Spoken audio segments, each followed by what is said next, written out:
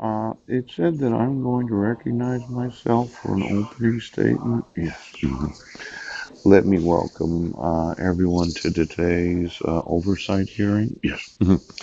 On the Justice Department's Operation Choke Point program. This subcommittee, yes, has the duty of overseeing the civil division of the Justice Department. Today's hearing is part of fulfilling that important function. By way of introduction, I approach this issue as not just a subcommittee chair on the Judiciary Committee, but as chairman emeritus and former chairman of the Financial Services Committee. So this is a matter I've been following closely across both committees for some time, as have members on both sides of the aisle, including Congress Blaine Luetkemeyer from Missouri. Yeah.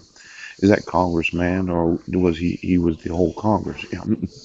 Somebody who has done a lot of work and study on this program. That's what they do when they get elected to Congress. They spend a lot of time studying these problems. Now, the intent of Operation Choke Point, yes, carried a purpose that we would all agree with, and that is to prevent financial fraud.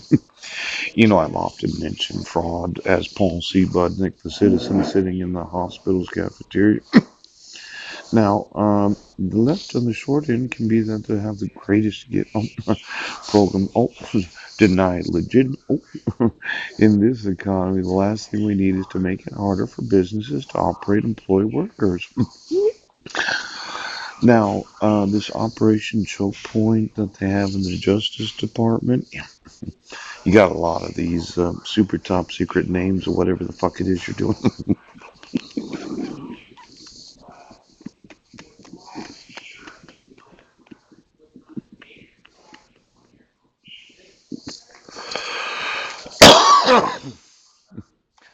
I really, I don't like the government using Operation Choke Point as if some special type of thing you're doing here. Yeah. Now, you could just call it investigating financial firms, but now it has to be a big name thing. Now, one might presume all hard range, including dealers, firearms merchants, home-based charities. This is a wide, very wide net, and one thing is immediately suggested is agency overreach.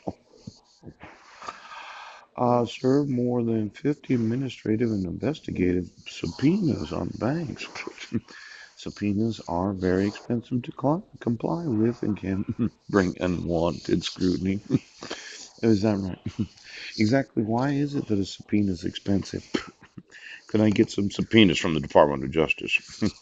I have a problem with sheriffs and police officers that don't enforce fraud laws. Yes. Then those elected to office that don't enforce fraud laws. Yes. And judges and justices that don't enforce fraud laws. And then there are those in the employment of the Department of Justice that don't enforce fraud laws.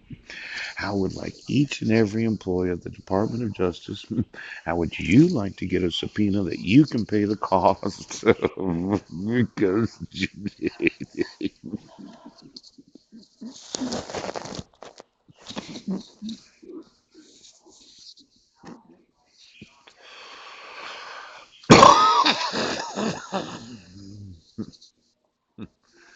without touching the ball, to use a sports term, it strikes me that someone's due process rights are likely being violated. Oh, let's say I found out the Department of Justice had subpoenaed 50 administrative investigative subpoenas on banks.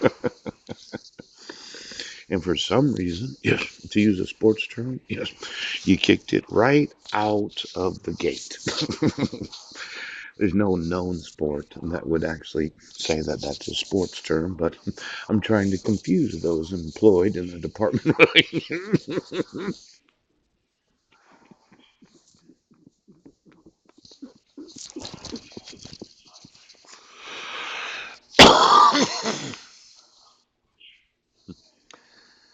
I don't know of any sport that when you kick it right out of the gate, it has some significance.